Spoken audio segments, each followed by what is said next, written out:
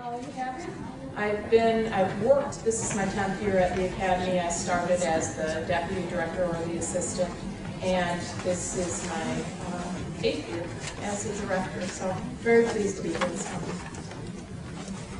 And I am Lisa Leimeister. I'm the Deputy Director at Holly Academy. I've been there since they opened their doors in '99. I was a teacher for 6 years, and I've been working alongside Julie for the last 6. My name is Jeremy Brown. I'm Dean of Students at Holly Academy. I'm in my 11th year at Holly Academy. I've been a teacher in elementary school, teacher in middle school, and now part of the administration. Wonderful. How many of you guys are teachers in the room? Teachers? How many of you are administrators? Okay. How many of you are school board or support staff? Okay, wonderful. It just gives us an idea of who the audience is. Part of my background is working with the statewide system of support in high priority schools. And through that work, what we found is that a lot of schools were lacking systems and processes that are necessary in order to be a high-performing school. So what we did was a meta-analysis of all of the research studies based on high-performing schools. There's actually been over 20 studies done on what the characteristics of high-performing schools are. Some studies have 5 characteristics, some have 6, some have 7. The most popular have 9 and 10. We did a synthesis of all of those and combined them into 7 indicators of what is necessary in order to become a high-performing school. Curriculum, instruction, assessment are no-brainers. We also have culture that's focused on student achievement, student-centered focus. We also have shared leadership, principal leadership, and teacher leadership. And then we also have target and focused PD. You really need to identify what your strengths and weaknesses are and then come up with a plan to strengthen your weaknesses. And then also parent and community involvement and support. High-performing schools have found a way to engage parents. Systems and processes that schools use, high-performing schools, some of them have all 3 of these processes, some of them have 1 or 2, but typically you have to have some process in place that administrators and teachers use together to systematically identify where the focus needs to be and also to meet the individual needs of students. Many schools who do RTI, PLC, and continuous improvement process, when we walk in, you can't tell which meeting they're in because they're talking about the same things, they're asking the same types of questions, and it's really trying to identify where can we improve, where do we need to improve, and then how is that going to look. And then the questions are pretty basic questions, but that's the type of staff that you indoctrinate your staff in, is how do we go about conducting our business. Holly Academy is one of the highest performing charter schools in the state of Michigan. They're in the 95th percentile. We have one of their staff members that work with us as a colleague, and in talking to her, they have all 3 of these processes and systems in place. When they get new staff are indoctrinated in this type of approach and systematic process in how to engage with students and then how to meet the individual needs of students. So it's something that is systemic throughout their whole building and process. They are a self-managed company, but I wanted them to come and share with you because they've actually done it. They've had the results, they've created a high-performing school, and they're sustaining a high-performing school. But it's really through the hard work of the staff. So we have 3 leaders up here who really have strong leadership, but I can tell you, it really goes down to the staff level because the teachers are the experts and the teachers really engage in these conversations. So it's not just strong leadership, it's not just strong teachers, but a combination of both. So at this time, I'd like to turn it over to Julie. It's all yours. Thank you. I'll start out by telling you a little bit about us. We are located in Holly, Michigan, between Flint and Pontiac. We're a K-8 school. We have 831 students on Pump Day in September. We are not terribly diverse. We're mostly white, but we are getting more diverse, and our free and reduced population is nearing 20%. So you can kind of get an idea of what we're about. We have 4 grade levels of kindergarten through 6th grade. We have 3 7th grades and 2 8th grades. and we're currently doing a significant, construction on our campus. We're building a wing onto our main school building, about 15,000 square feet, because we need some ancillary rooms, media center, an additional science lab, and so forth. So we're really growing. We're really proud of ourselves. Every year our enrollment grows, and we say that we have a delicious dilemma, because lots of times we don't have the room to put the students that want to come to our academy. So if we could all only have that compromise. So we're going to talk about what we do at Holly Academy. You might do these same things. If you do, kudos to you. We oftentimes get asked, what is it about Holly Academy? What do you do? Why are you successful? And over the years, Lisa and I have said, what do we tell people? What is it? And we don't know. And we put systems in place, and they just work for us. But over the last couple of months, I thought, well, we do have something that's very unique. And you heard it when we introduced ourselves. This is my 10th year at the Academy. Lisa's been there since the doors opened. Jeremy, this is his 11th year. And as an administrative team, Lisa and myself and our finance director, who is not here today, we've been together. We're entering our 7th year. So we have a collective vision, and we're always striving to meet that vision. We're always striving to get better. And we haven't had a turnover in administration. We all know that if you get a new school leader, sometimes their agenda is a little different than the school leader before them. They do things differently. So over the years, we have put systems in place that we've been able to sustain. And then when we hire new teachers, we indoctrinate them in that system. It's all about how they academizing, what we learn when we're at PDs. So I think that's sort of our silver bullet, that we have a collective vision, and we're always striving towards that. Anything else that we want to know? I think I covered just about the word time. Me too.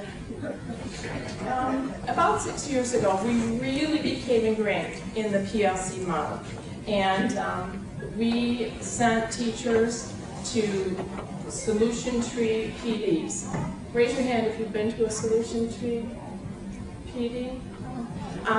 They're run by Rebecca and Rick Dufour, and they're all about the professional learning community model, response to intervention, and so about 6 years ago we jumped on the bus, and Lisa and I made a mistake, and we sent teachers to be trained before we were trained, and we very quickly realized that we were going to have to go out and get trained ourselves. So if you have the opportunity to spend some money, they're not cheap, and go to a solution tree PD, they're absolutely fabulous. I don't think there's any better way that we spend our money on professional development. So we started the PLC model, and we center our school around a focus on learning, collaboration, and results. That's what we do, and it's cyclical. And so we started with these two books that you can see up here. One of them's called Getting Started, and it's by Rick and Rebecca Dufour, and it tells you how to set up your learning communities. And then we moved on to Professional Learning Communities at Work, and it's all about professionals collaborating over student achievement. Everything you do has to be about student achievement. So the PLC model drives our school. We have collaborative discourse all the time over student achievement. And then our results are a culture built on the premise that we will do whatever it takes to achieve the desired results. Okay, so every decision that we make at Holly Academy is based on, is it working to improve student learning? That's what we do. If a teacher wants to go to a PD, if Mr. Steve sitting over there wants to do something in his classroom, well, how's it going to affect the students? How will it drive student achievement? If you have a good idea, absolutely. we will focus on that, but only if it will affect student achievement. So we focus on our systems, and research shows, and I just read a study over last weekend, that the teacher that you put in front of the students is the biggest indicator of student success. It's not class size, it's not the administrator that's running that building, it's the teacher that you put in front of those students. So we are very deliberate in what we ask our teachers to teach and the method in which they do so. They have carte blanche over their instructional delivery, but we have certain guidelines that we expect that will be in every lesson. So we start with this lesson plan rubric, and we indoctrinate our new teachers in what we expect from a good lesson. And Lisa and I divide the staff. Lisa and I are the academic supervisors for students and for teachers. So she supervises K-3, academics for students, and teacher supervision. And I do the same for grades 4-8. And then Jeremy is the disciplinarian, K-8, and he's our test coordinator. He has such a fun job. So Lisa and I talk to teachers about their lessons. How are you going to scaffold them? How are you going to incorporate differentiated instruction? Every week the teachers turn in their lesson plans to us, and we make sure that all the pieces that we know are part of an effective lesson are in their lesson plans. So, very detail oriented.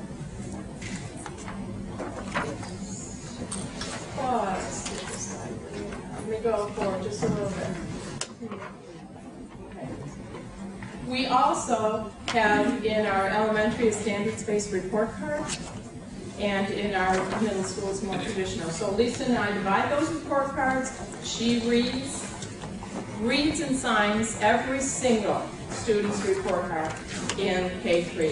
I read and sign, through a note to the student, every single report card in grade 4 through 8. So we know, so we start with the teacher lesson, and then we meet a few times during the marking period with the teachers to talk about their formative and summative assessment. Then when the report card comes out, we see exactly how every child in our purview does, and then we make a comment to the child about their learning and their achievement.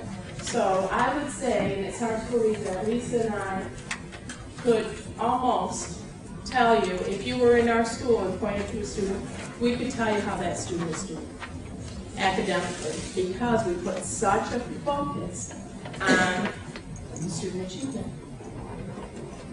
So everything we do, we scaffold around the 4 critical questions. What do we want our students to learn? How will they know? How will we know when they're learning?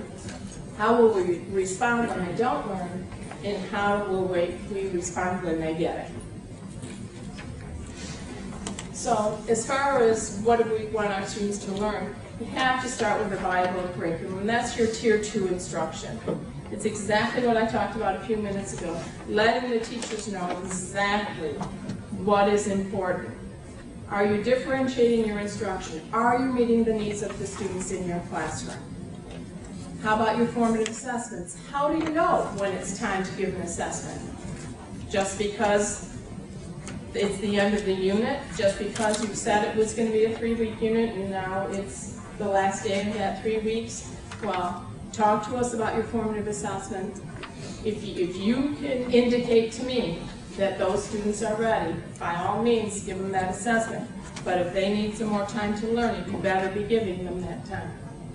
And then we've determined power standards. Now that we have the Common Core, we're going back and inventing the wheel almost. So we have determined in each grade level and each subject power standards. What are the 10 most important things that your students need to know when they leave your classroom? And then the skills necessary to achieve those standards.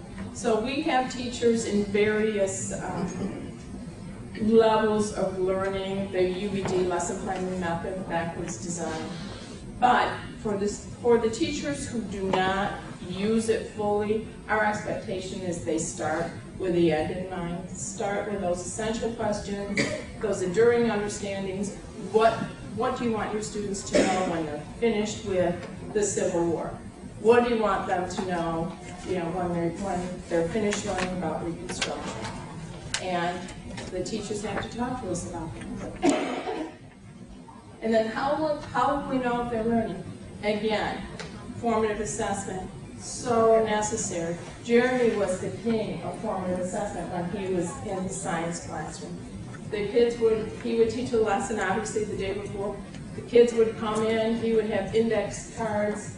He'd pass out the index cards. Okay, tell me whatever the objective was from the day before. Tell me what you remember about cumulus clouds, and I'm just pulling this off the top of my head, and they would write it down. And then he would literally be sorting in his classroom. Okay, this group of students knows it, you go over here and do this. This group of students, well, you need maybe just a little tweaking from me. You sit here and do this for a minute, I'll be right with you. And this other group of students, they didn't have a clue. And he knew that for the next 10 minutes, he was going to have to spend some significant time with them. So, formative assessment is so important. And then, obviously, your summative assessment, the end of the unit, the end of whatever. And we really like our teachers to differentiate by process, content, and product. So my expectation for my teachers is that their summative assessment is going to be scaffolded for the students. That there might be a menu of items, they might be able to, do a poster, they might want to do a PowerPoint, they might want to do a skit. But my expectation is there's not going to be just one way that those students will be able to demonstrate their knowledge. And of course, our standardized assessment, our kids, poor things, they are assessed often. Of course, we are a CMU school, so we do the Ed Performance Series 3 times a year. We do DIBELS, Ames Web, the Metropolitan Achievement Test, Star Reading, Star Math, you name it, we do it. So we have lots of standardized assessment so we can see how our kids are doing. All right. And this is kind of our year at a glance. Jeremy put this together. I think Lisa wrote it on a napkin in some meeting, and then Jeremy put it together. This is just kind of a year at a glance for our teachers, so they know what they're doing, when they're doing it, and all the assessments. Okay, so how will we respond when they don't learn? We are very fortunate, and this is the book that is our Bible for response to intervention, and also it's from Solution Tree in the Divorce. And we were very fortunate because we partnered with MAPSA, and we received a dissemination grant to the tune of almost $200,000. We had started RTI before that, and we had what we believed was a very workable system. And through the advantages we gained having this grant, our RTI coordinators are in the back, Jen and Tina. They'll be presenting on data drops at 10:30 if you want to go see them.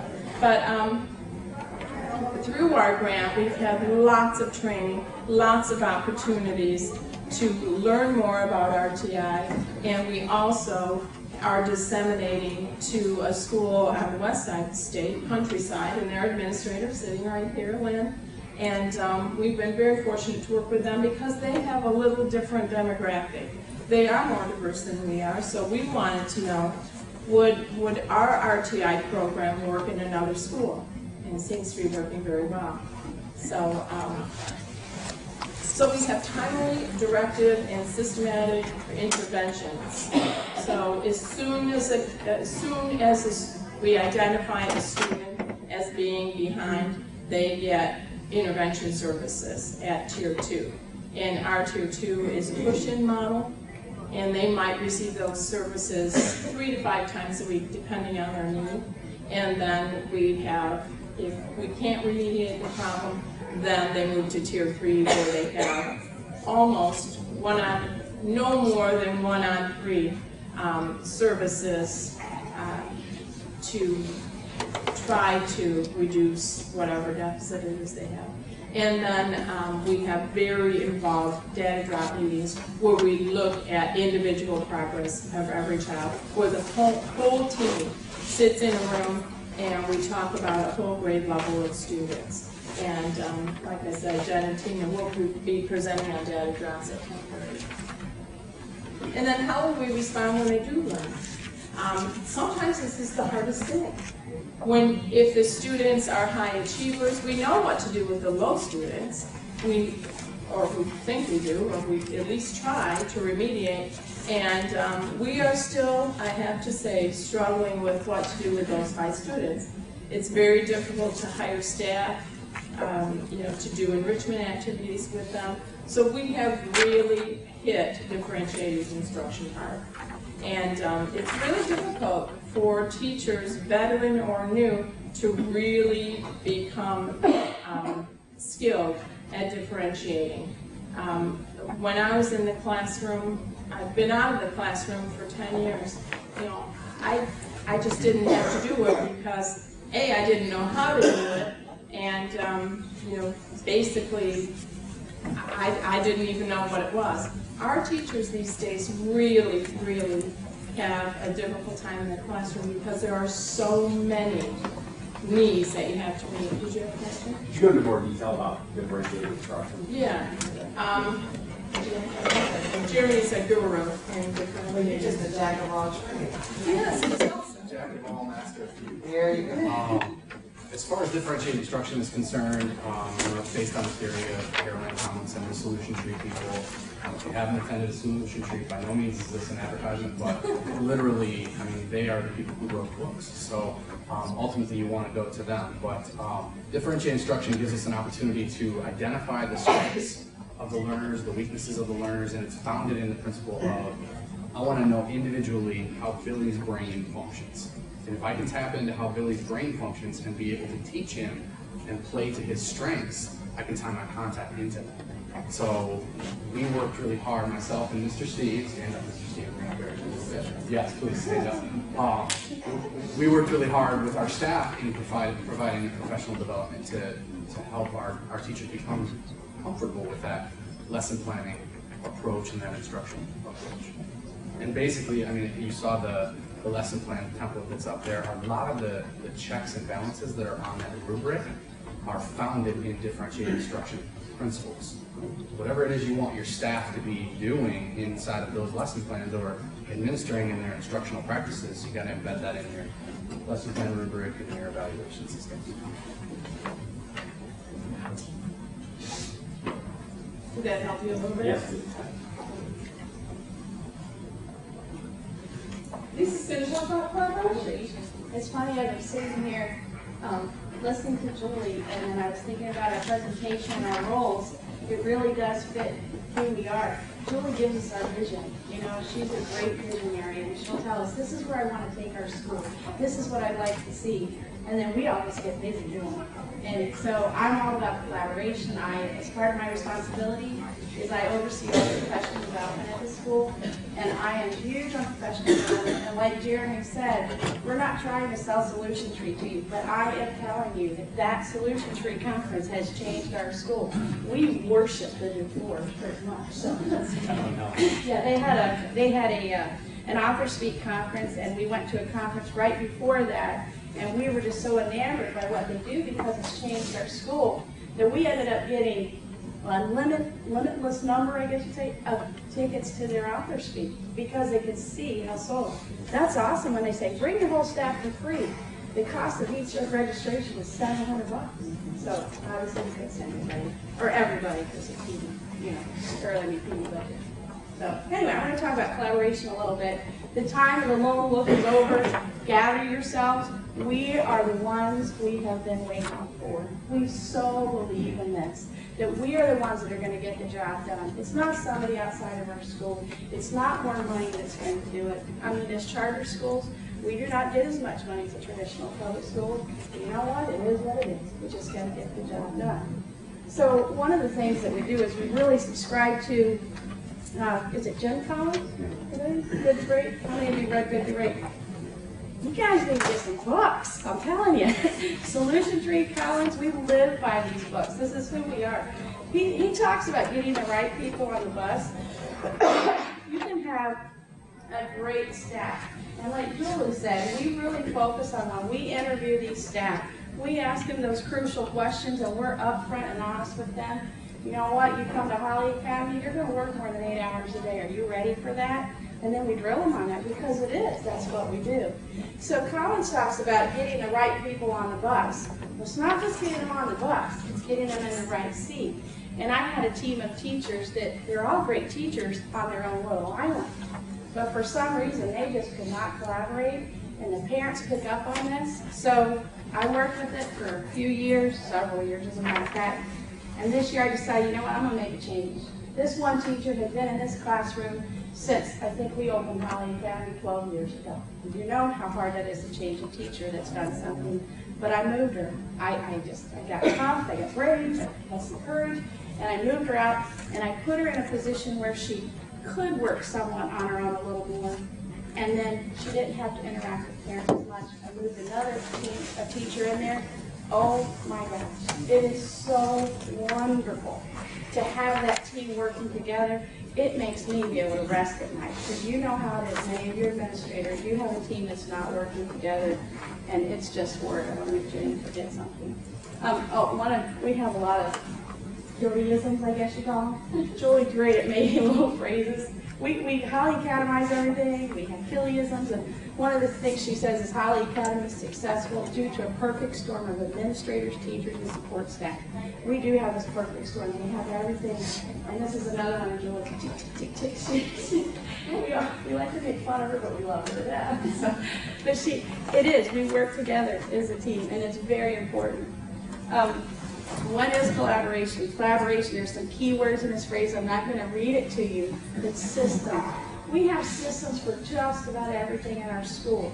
If something goes wrong, it's because someone didn't follow the system. I had a conflict with a parent the other day, and it was about retention, and the teacher told the parent that, oh, I think your child will be retained. In October? You're going to tell them in October? What's our system? We have a system for this. She didn't follow the system. And that's when things start to break down. The other thing is interdependently. You know, we're working together, but we're also working as individuals. And so I was going to talk a little bit about, we had this university placement student. You know how they come in and they do their placements. And Julie Knight, another one of her, I wouldn't say a mandate, but she's a great example, a model for us that she shows us how she wants us to be leaders. And so one of the things that she expects us to do as administrators is we meet all the placement students. Everybody that comes into our building, we go and have a personal conversation with them. So I'm in this classroom and I'm meeting with this young lady, and they're so cute, and the teachers, aren't they? You just love their energy, and I just love them. So I'm in there talking to her. I said, so how do you like it? I love Holly Academy. It's great. I said, well, what do you think it is? Because we're still trying to answer that question. And she said, I don't know. You know, it's just, she says, it's just scientific. Your teachers are scientific. And I'm like, yeah, that is what it is. Because everything we do is intentional. We do it for a reason. We do it because of the data that we have behind us guiding our decision. So, why do we collaborate? It's the way to go. We can't do this on our own. You know, another one of our favorite books, Jeremy brought this book to me when I first became an administrator. He gave it to me as a present. He said the school bought it, but he still gave it to me. And I'm reading this book thinking, oh, this is so sweet of Jeremy. In one of the first paragraphs it says, do not just give this book to someone else. You need to read it yourself. So, did you read it? Okay. So, anyway, we have read it many, many times now. Crucial conversations. When I had that issue with the teacher that told the student that, or student's parent who's going to be retained in October, I had to have a crucial conversation with her. And Mr. Brown is very good at reminding me to take the emotion out of the situation, focus on the problem, don't attack the person, look for a win-win. I put it right back in her lap. I said, you know what? You're going to have to fix this. I will be there to support you. I will have the parent meetings with you, but you have to support this. So one of the important things about crucial conversations is the expanded of ideas. We all come to the table with our own ideas, our own experiences. We can't do it alone. We can't make all the decisions. And you know, as administrators, many times you're just sitting in the office going, nope, yeah. A lot of times we're just those yes-no people thinking about, and they bring the ideas to us. Our staff is phenomenal at bringing ideas because we have fostered that culture at Holly Academy. They're, like Mark said, they're in the classroom. They're the ones that are getting it done. So one of the things I wanted to talk about while we collaborate is, guess what, Mark? We're going to tell a little story about you. So this is what Jeremy just brought it up. This is an example of how we collaborate, and it's kind of unique, I think, for our building. Has anybody ever read Crucial Conversations? I highly recommend it. It completely changed the way that we move each other.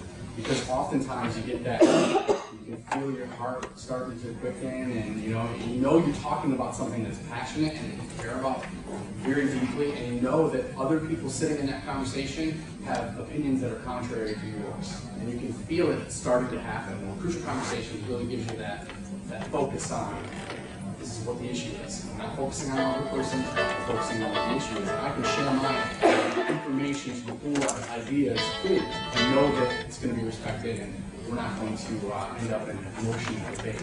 Well, we were working with some of the Orangeville people in Novi during a collaborative session on school improvement. We started having a conversation, has anybody entered into this conversation, about differentiated instruction and grading. Passionate, right? The second you feel that one coming, like, okay, this student is 4th grade, but we're teaching in 3rd grade curriculum. How do we grade that? It's not fair if they're heard those phrases about fairness in that situation.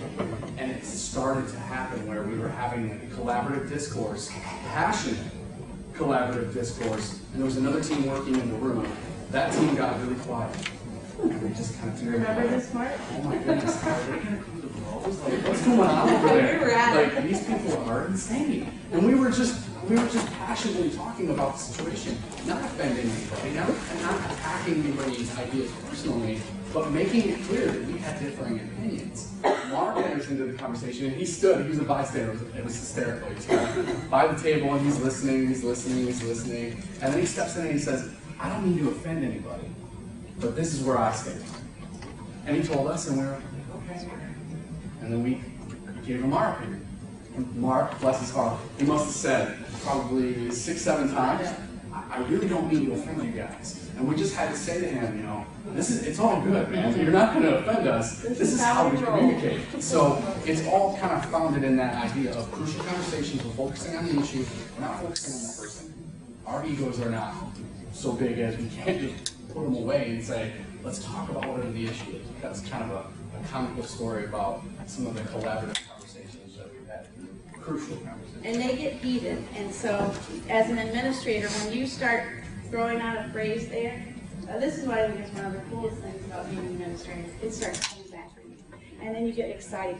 I am making a change. I am making a difference. And Jeremy and Julie and I have been throwing out crucial conversations probably 3, 4 years at least now. I had to buy, it was like maybe 10, 15 books this year, the Crucial Conversation book, because teachers came to me and said, you know what, we want to do that. We want to do that book study. So why don't you start, make sure, watch your words, because what you throw out there is going to come back to you positive and negative.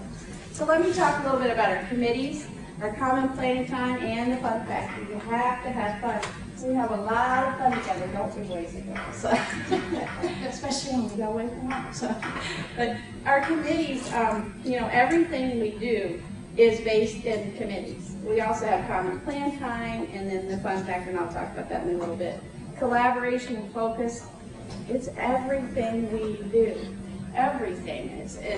And sometimes it takes a lot of time. A lot of times it's just easier to make your own decision and just get it done with.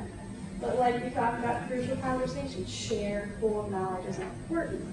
When we had to get new lockers for our kindergarten students, we brought in sample lockers and we brought in the kindergarten teachers. they're the ones that are working with those kids, not me. I may have gotten some walker that was 6 foot tall, well, probably not, because I'm only 5'2". But, you know, their little handles are down here, and the teacher's trying it out, and I'm thinking, gosh, I don't even have fun with that, you know, to try out the little handles. But it's little stuff like that. We have a committee structure. How many of you are managed charters? So, okay. Well, one of the things, I think the freedom of being an independent charter on our own is that we can do things like this. Hopefully you can do this as well, I don't know. Our staff members are contracted to work an extra hour on Mondays, and that's when we have our staff meetings. So we do a committee, our core, cultural, and then we have our vertical teams, and we call them all PLC meetings because we want to put it out there that professional learning communities, they're all PLCs. So this is the structure that we have here. We have our vertical PLCs, our core PLCs, and our cultural PLCs. Inside of the vertical PLCs, we do a lot of the goals and planning for things such as like our middle school right now.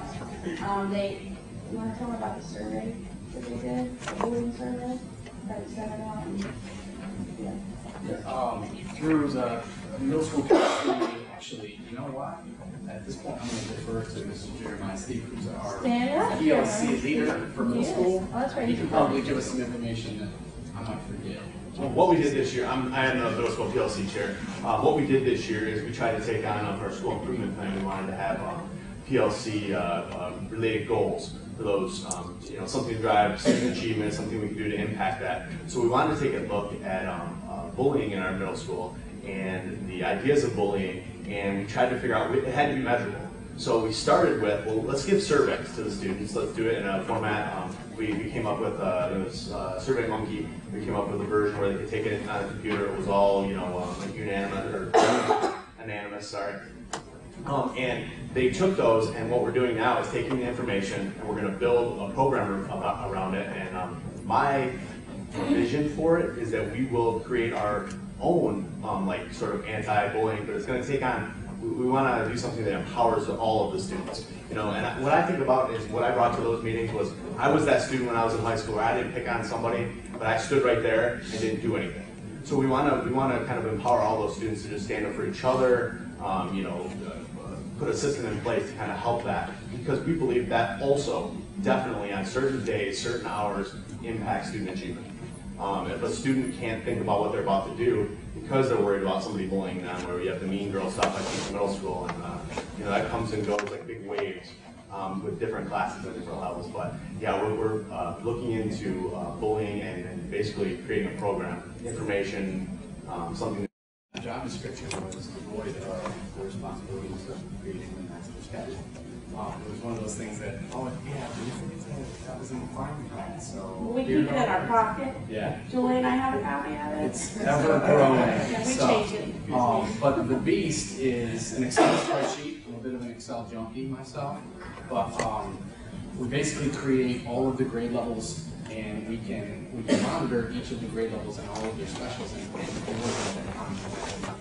now, the reason that it becomes a beast is because by the time we get to 5th grade, the last section of 5th grade, all of the specials are scheduled, and we need to move one item 5 minutes one way or the other.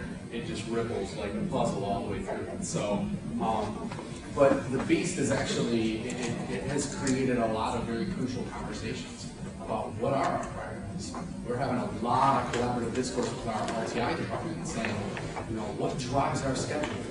Is it what's best for kids, or is it what's best for the individual teachers that are on there? So we're having a lot of very interesting conversation through the process of the beast. And so he starts with the common plan time. That's the focus for this schedule. So he puts those specials where teachers can have common plan time. And then he looks at, correct me if I'm wrong, but then when we get those specials in there, then we look at mentors. Like, we don't put the names on the top. I start looking at, and we talk together, and I'm like, okay, this is a new teacher, new teacher, this is their mentor. Let's change the names around to get them with their mentor common plan time. So it's not just putting everything out there. It's intentional. Everything we do is intentional. Sometimes we make intentional mistakes. Also, the other thing we look at is I might have we departmentalize starting in 2nd grade, which I know is rather early sometimes, but we found from our data that we have better results that way. So we will try to put the language arts teachers together, or we'll try to put the math teachers together on the schedule. That's another thing that he looks at. So everything's intentional. We had an issue not too long ago with our math. Our math scores were starting to drop, and I don't have all the answers. I didn't know what to say about it. So intuitively, Julie and we figured it was our Saxon math curriculum, because we had Saxon K1, Scott Forsman 2.5, actually 2.6. And so I went to CMU. CMU is our authorizer. Don't feel like you got to do it on your own, because that's what we paid them the 3% for. Right?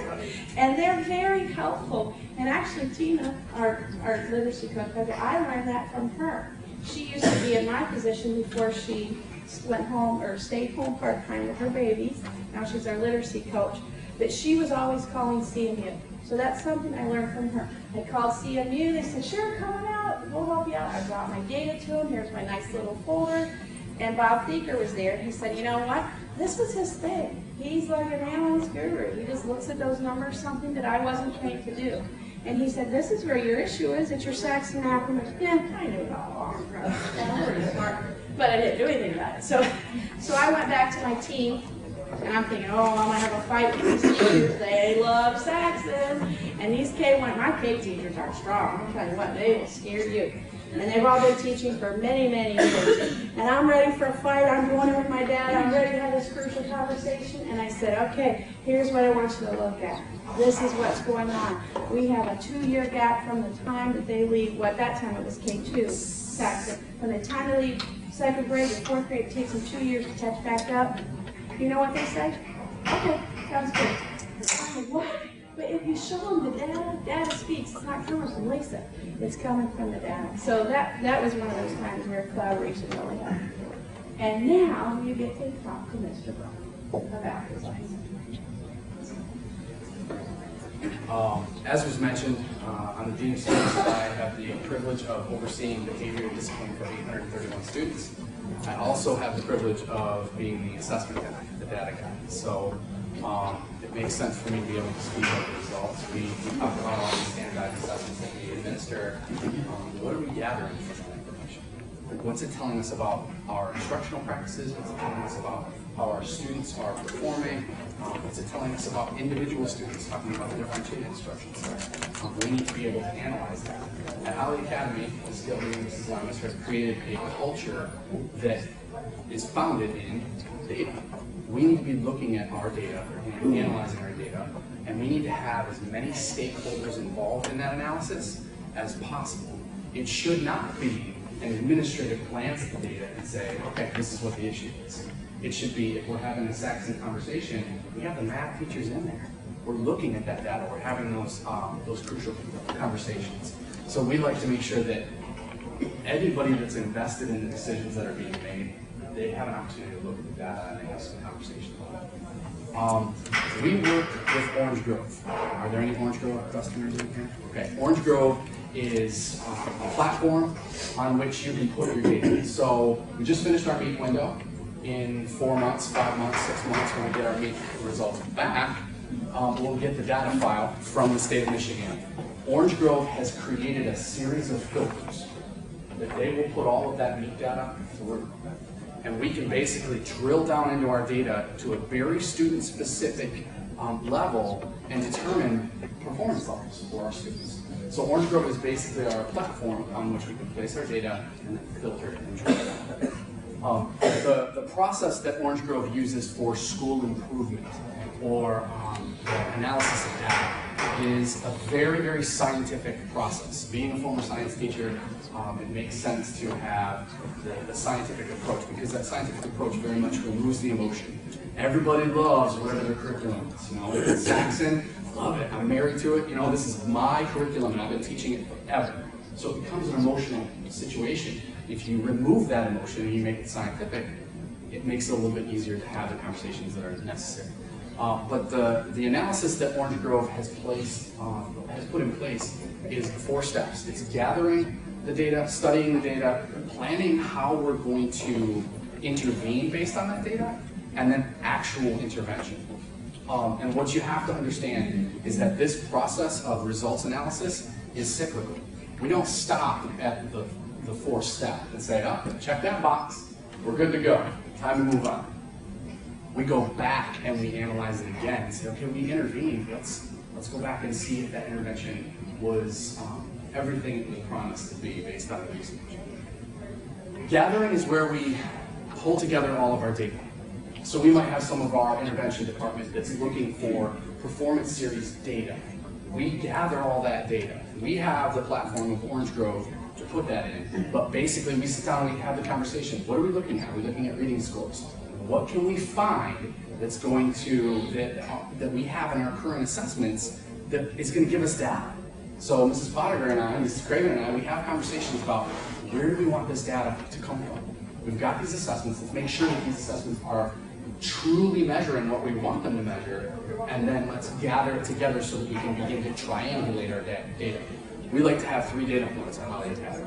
To be able to say, this is what the issue is presenting through performance series, and this is the issue that's being presented through DRA, or this is the issue that's being presented through DIBBLES, and we're pulling all that information together to say, okay, this is where those issues line up. This is the trends and patterns that are evident through this data. Now we start to talk about the interventions that give us the greatest deal of leverage. But through this gathering process, we use our formative assessments, which is that differentiated instruction piece. We also use our summative assessments, and we use our perception data, like Mr. Steve was talking about with the bullying situation, and we want to be able to address that as a middle school PLC. That survey data is crucial. Reading through how our middle school students perceive their middle school life and bullying in their environment, that was the best reading I've done in quite some time. It was good stuff. Because it was true and it was genuine. It was from the people that were living. The studying process. We go through the studying process to identify our trends and patterns. As I mentioned before, we're looking at all that data and saying, okay, this is what this data is telling us, and this is what this piece of data is telling us, and we're trying to really hone in on where that issue is going to present itself, and then begin to identify the greatest deal of leverage through that. Is anybody familiar with My Goal? My Goal is a CMU program that basically gives us the opportunity at 2nd grade to identify college readiness benchmarks through a performance series and create and plot a growth trajectory for students. Is it perfect? No. But it's a direction, and it gives you an idea to say, okay, this particular 2nd grade student, in terms of college readiness, this is where they're at. If we plot that trajectory out, and we need them to be at a 24 on the ACT, this is the amount of gains that we're going to have to achieve in order to get to that. When we're looking at the data, as I said before, it's not an administrative decision. It is everybody that's invested sit down in the room, because I'm going to see issues in that data that Mr. Steve might not see, and vice versa, and Mrs. Potter, and Ms. Kilby, Mrs. Craven, any one of our staff. Our parapros could look at that data and say, well, did anybody mention this vocabulary deficit that's over here? And we might not have seen that. So to have all of those people involved in those conversations is crucial, because they have varied perspectives. They all come at it from their own tunnel vision perspective. The planning. When we're doing planning, we've already gathered our data, we've already identified our trends and patterns, and at this point, we are finding research. We're going to Marzano, and we're saying, okay, Marzano says this intervention will give us this percentage of increase. We're going to, wherever we can find interventions, we're going to our staff and saying, have you tried this, have you tried that? What works for you in this situation? We've identified this is a problem. If it's in reading, Mrs. Pottinger, what can we do? Mrs. Craven, if it's writing, what can we do? If it's math, we're going to both of them. What can we do? How can we create an instructional practice that gives us the greatest deal of leverage for that issue? Once we've identified these are the interventions that we're doing, and collectively we are committed to doing this. This is the goal. This is the the light at the end of the tunnel. We want to be practicing this particular instructional intervention, these particular instructional interventions. Then we actually do them. We carry out that plan, we execute that plan, and we continue to support one another through that process. Once we're there, we gotta go right back. We've done the interventions, let's see what the data is telling us now. Did we make an impact? And as I mentioned, it's a 4-step process, continuing through the cycles. Really quick story. We had a lot of collective discourse about homework in our middle school PLC. And students just aren't turning in their homework. This is an issue. We need to address this. Because if we're giving homework, it's not busy work. We're giving it for a purpose. Like, what's the purpose? If we want them to complete their homework, there's a specific objective in mind that supports whatever it is we're doing in the classroom. They're not doing it. Can you believe that? Students not doing their homework? It's ridiculous. Right? Well, we had a conversation about, well, what data do we have about homework? Does anybody collect data about homework? We've got grade book information that says, okay, they didn't turn their homework in and they got a 0 on that, or it was late. So we started to devise a plan of, let's gather our data. How is the homework being turned in? Is it being turned in? Are there specific classes? Are there specific days of the week that are more excessive than others as far as the students not turning in their homework? So we start to gather our data. We're looking at the data and we say, okay, you know what, it's an issue with time. The students are saying, we don't have time to do our homework. So we say, you know what, we're going to make it more difficult for you to fail this class or to not complete your homework than it is to just say, I'm not going to do it. So we institute, as per, I believe it was Dr. Anthony Muhammad, Mr. Steve heard a conversation from Dr. Anthony Muhammad about working lunch. Has anybody ever done working lunch? We say those words in our building and we cringe just a tiny bit because of the monster that it became. We instituted a working lunch policy. And we had a staff member in our middle school computer lab. We had an Excel document with every single homeroom teacher's name. And then we had subject areas along the top. And in those subject areas, we could say, okay, Johnny needs to complete this, and Billy needs to complete this, and Susie needs to complete this. And the document began to grow. And the only reason we had that document was so that if Mrs. Pottinger, a former middle school teacher, was sitting in that computer lab, she could pull up that document and say, okay, I need this person, this person, this person, this person. And we started to intervene with the students. More difficult for them not to complete their homework than to just do it the first time. Well, what happened was, we learned very quickly that the students, they're smart. They figured out the whole system. They figured out the fact that, I don't have to do my homework. You're going to give me time at lunch to do it anyway. It totally backfired on us.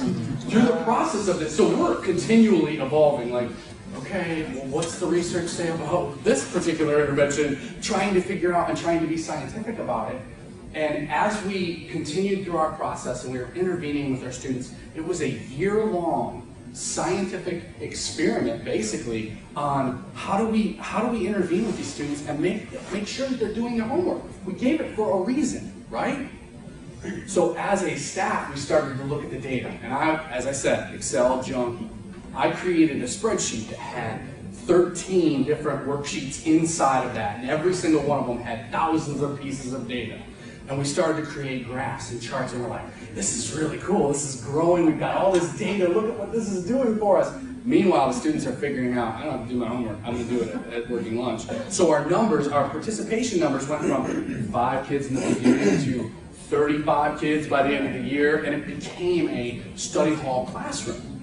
So we sat down as a staff and we started having the conversations, the crucial conversations about what's going on here. Why are we here? When we had the best intentions in September, how did we get here? And we were looking at all of our data and scientifically approaching this, and from that stemmed a really, really crucial, really tough conversation about what are we giving for homework? It totally flipped the scene on us, and we thought, this is a student issue. They're not motivated. Well, we can change that. Watch what we're going to do. This is what we're going to do. We're going to make them motivated. We're going to make sure they're doing their work. It became an issue of me reflecting on what I'm assigning as homework and saying, okay, genuinely, is that homework? Or is that unfinished classwork? Or what am I hoping to accomplish by this? it really changed the way that we looked at homework and what we assigned. And as a staff, collectively, we grew. So now, if a teacher comes up and says, oh my goodness, my first hour, they did not turn their homework in. You're not going to believe this. There's 25 kids in the class, 11 of them didn't turn it in. All we have to do is look at that person and just go, working large. And they just go, oh, sorry. I just want to, like, we just have those conversations. And not that it always is our fault, but sometimes through the course of collecting that data and gathering and studying and planning and doing the interventions, we find the issue wasn't exactly what we thought it was going to be. So, in terms of results, it's got to be a very, very scientific, step-by-step process, and we all learn our lessons through it. Were there things we could have done differently during the working lunch fiasco of 2009? Absolutely. The last little quote here is, and it's critical to understanding what we do at Holly Academy, you cannot be in isolation. It doesn't work. It's not, you cannot reach and teach 30 young people by yourself. You have to have a team. And with that said, I think I'm going to turn it back over to Mark for questions.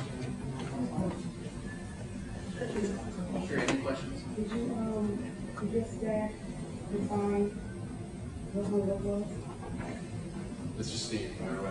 Yeah, what we actually came to that year was, it was crazy, and people started to hate it, and we had this little flip art picture of a crazy purple monster we would send out. But it became a thing. What we realized is it started to point to 2 and 3 teachers that were giving things to access, or rather than assigning 20 math problems, kind of what's going on, maybe there was 60 assigned or something day after day after day, and they weren't getting them back and expecting the students to just give them different results. So what we did is all of a sudden, all of us looked inward and said, okay, is this something I want the students to do in front of me? Is this something that legitimately goes home? And as a social studies teacher, I give a lot of in-class things that I can monitor, because the social studies, that one assignment, they have the same question. Well, it's right or wrong. It's not 2 + 2 is 4. It's more like a date or a motivation of why a person did something. So sometimes the class needs to hear that. When you're sending all these home and you're getting back nothing. We have one teacher that she's changed things dramatically. She used to just give homework all the time, every day. And suddenly we realized, okay, there's 2 teachers assigning 30-some kids to working lunch every day. And when that happened, those teachers started changing their practices and we moved on. So what we decided was, for homework, the biggest question you ask yourself when you're going to give it, is this really homework, or is this something that I want them to do? Is it extra practice? Is it something I want them to do in the classroom? Sometimes those things are given without a grade now. It's extra practice. Sometimes those things are work completion. You model and help them most of the way through and give it to them. So, Right, you looked on that as 15 fixes to grades 2 by Connor. Any other questions? Okay, I just want to wrap up real quick. A couple of things that I've heard repeated over and over as they shared what they do in their school. The number one thing was scientific. There really is a science to teaching and an art to teaching, but most high-performing schools have a scientific approach to how they approach teaching and educating their students. The other thing I heard over and over is data. We use data. I work with a lot of schools and teachers where they talk about we're data rich but information poor. And so a lot of teachers don't know how to use data to inform instruction and then use that to transform the classroom to meet the individual needs of their students. And I think when you walk into Holly and see what they're doing, that's instruction in order to transform the classroom to meet individual needs of students. And really, I talked a lot about how do you get huge increases in student a little bit at the beginning by saying they're one of the top charter schools in the state. But the other thing is if you take a look at how the public school functions, they're 30% over the public school in the same neighborhood. So once again, charter school is outperforming public school by over 30%. So I think charter schools should applaud anytime a charter school can outperform the public school in the same neighborhood. So congratulations.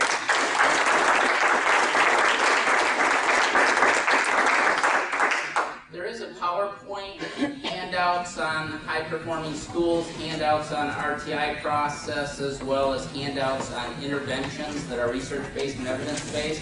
If you go to www.orangegrovesschools.com, go to the blog site, there's the PowerPoint that you saw today, as well as several different handouts for you that you guys can use. So it's up on the board, www.orangegrovesschools.com for any resources or handouts. Thank you. Appreciate it.